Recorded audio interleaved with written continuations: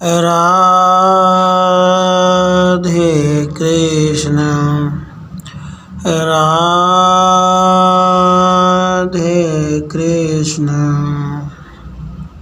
16वां सूत्र। श्रुति उस परमात्मा को केवल सत्य, ज्ञान और अनंत मात्र ही बताती है।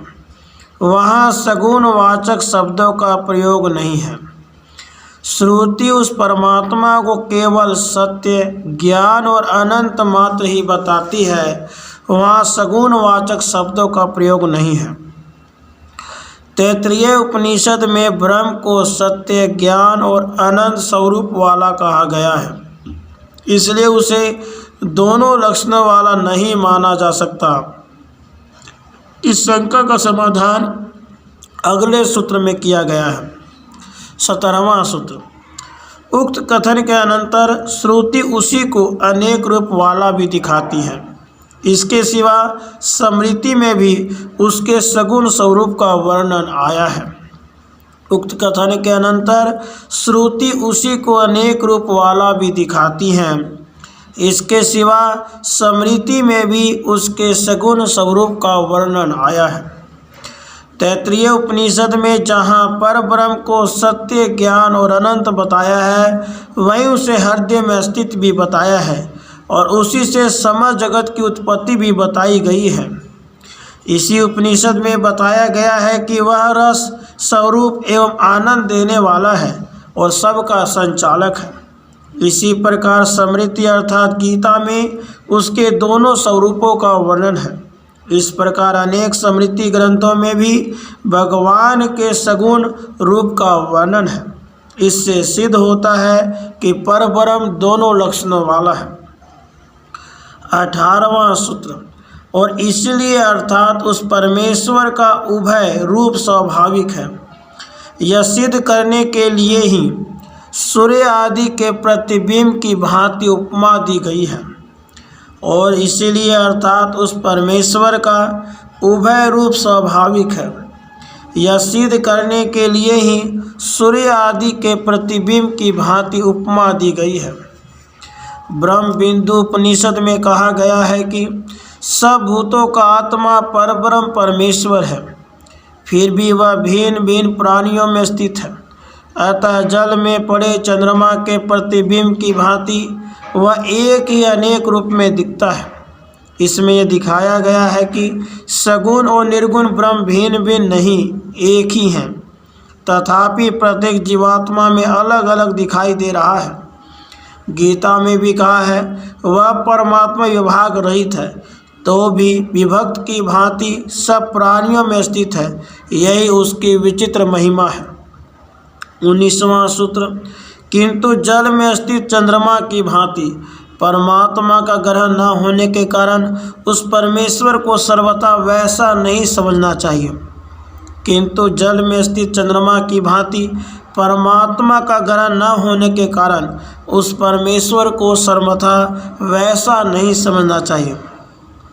पूर्व सूत्र में चंद्रमा के बिंब का उदाहरण दे जाने से यह भ्रम हो सकता है कि वह जल में पड़े बिंब की भांति मिथ्या है, किंतु परमात्मा तो सचमुच हृदय में स्थित है।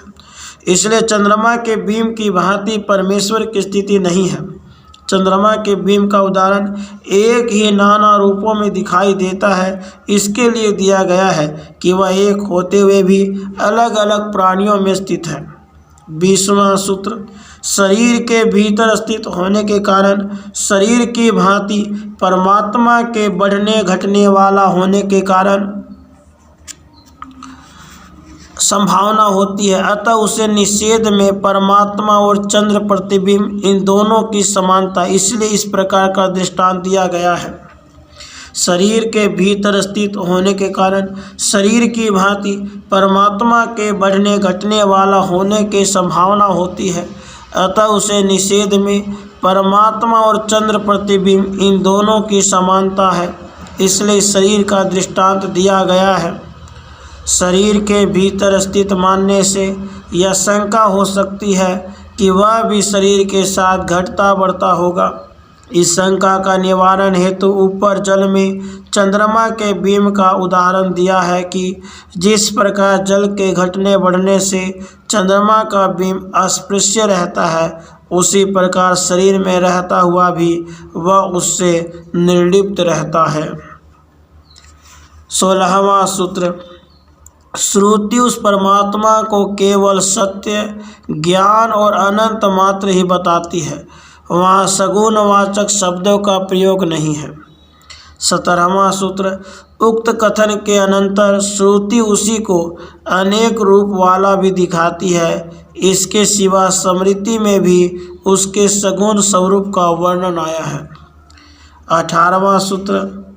और इसलिए अर्थात उस परमेश्वर का उभय रूप स्वाभाविक है, यह सिद्ध करने के लिए ही सूर्य आदि के प्रतिबिंब की भांति उपमा दी गई है। 19वां सूत्र।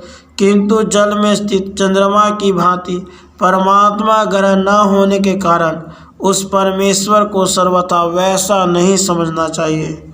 20वां सूत्र।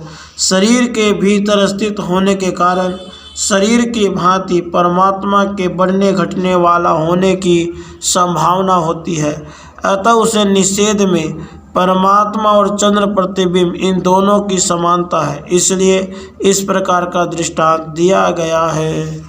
राधे कृष्ण, राधे कृष्ण।